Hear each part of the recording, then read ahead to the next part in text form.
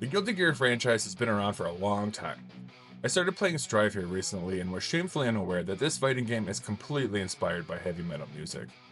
I'm also sad that I missed all these games while I was growing up.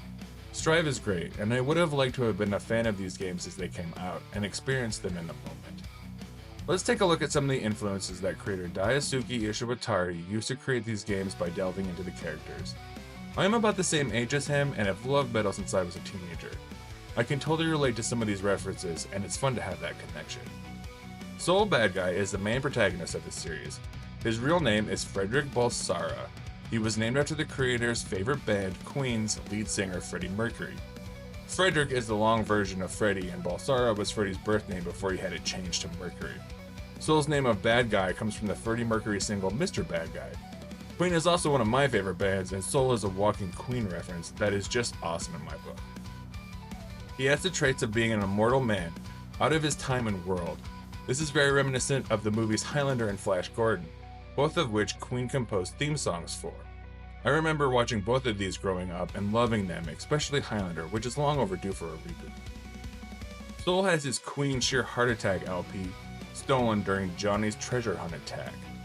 His theme music from the first game is called Keep Yourself Alive, the same name as a Queen song, and uses riffs from Stone Cold Crazy, which is another Queen song.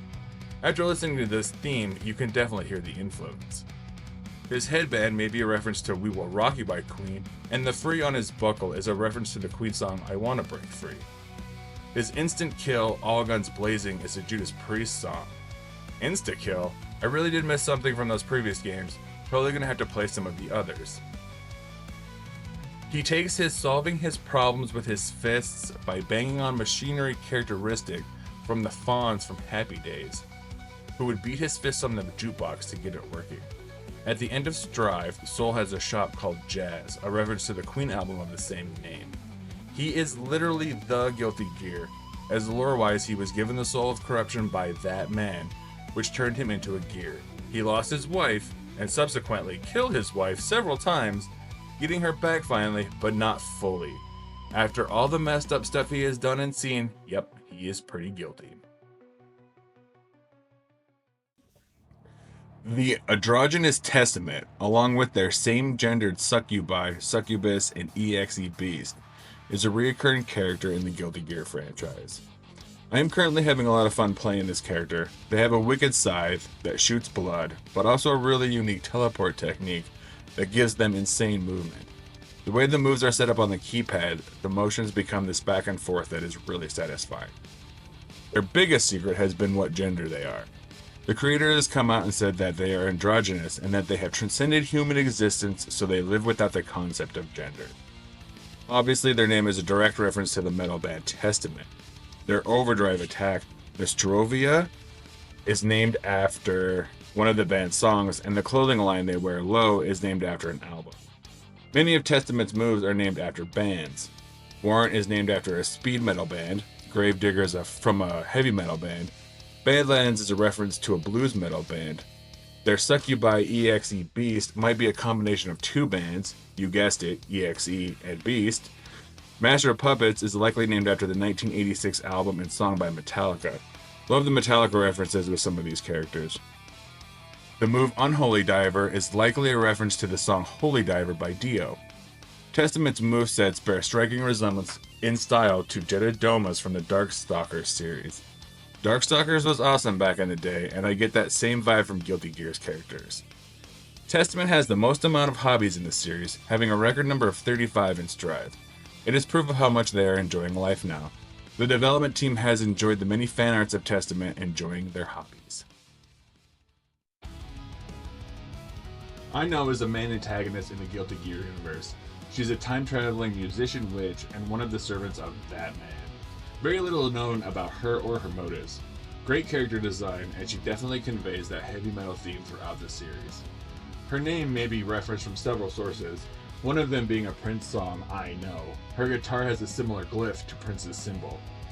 It's speculated her design is influenced by Japanese musician Ringo Shiina. Same hairstyle, a mole in the same place that Shiina has since removed, and the same height and birthday, and guitar named Dietrich. One of her victory animations has her playing part of a solo that is alluding to Metallica's One, Van Halen's Eruption, and Ozzy Osbourne's Mr. Crowley. Her Megalomania tag may be a reference to a Black Sabbath song of the same name. She is described as the Crimson Minstrel, with the word Kurenai, meaning crimson in Japanese, being referenced from a song of the same name. She has multicolored eyes that are reminiscent of how CDs reflect colors. She is the only character to time travel and not encounter her past self. That makes sense since she is a time-traveling witch. It's like she is the only I know on all of the timelines, being where she needs to be when she needs to be. I don't know, that sounds kind of crazy, but I like the idea. Her stage is titled Babylon, which has biblical influence along with the horror of Babylon, also a reference to the songs Gates of Babylon by Rainbow. Within the stage is a dented sign plate with the words innuendo engraved on it. This is reference to the Queen album of the same name, and the lyrics to that song are printed on the inside back cover of the Guilty Gear X Drafting Artworks art book. Innuendo was one of the last albums Queen did before Freddie Mercury passed away. In the music videos for the album, we can see how sick Freddie was at the time. Her theme, Kaga Matsuri, has a guitar riff similar to the Queen song Fight from the Inside. It also characterizes her methodology. Baiken is a recurring character in the Guilty Gear universe. She was a secret boss in the first game, and her design has drastically changed over the years. She is a one-armed, one-eyed samurai seeking revenge for the destruction of her people. She is heavily inspired by Lady Sazan Orin from the Onna Sazan movie series, and the idea of a one-armed, one-eyed samurai seeking revenge seems to be directly lifted from the literary hero Tengen Sazan. I watched the opening of Lady Sazan and the Drenched Swallow Sword, and it's very obvious the reference. Interestingly, I always wondered where the whole idea of holding a sword in the mouth came from, and it is referenced in this opening scene. She has the Suba eye patch, which is a trait associated with Jubei Yagyu from history, although the eye patch seems to be more legend than reality. He was one of my favorite characters in Samurai Shodown, and Baiken was even in the series as a special character. The skull print on her coat looks similar to the Misfits logo, and is also in the same place as Metallica's Cliff Burton had the symbol tattooed. She has a lot of looks and traits from samurai media. She smokes a pipe, she has a sake bottle, has the eye patch. Baiken's move, Suzuran, is a homophone to another Japanese word meaning Lily of the Valley, which is a Queen song on the Sheer Heart Attack album. The cards during some of her attacks are based on Hanafuda cards, which is a homage to Kibagami Genjuro from Samurai Shodown. I'm sure it wouldn't fly, but I would love to see a new revamped Samurai Shodown game. She is one of my go-to characters I like to draw. She has a great character design, and I love that look of just one arm and one eye. Thanks for watching this video, everyone. I want to break up this video series so that it's not one overly long video. I got all of these facts off the Guilty Gear wiki and will link below. I also added some personal notes and thoughts throughout the video.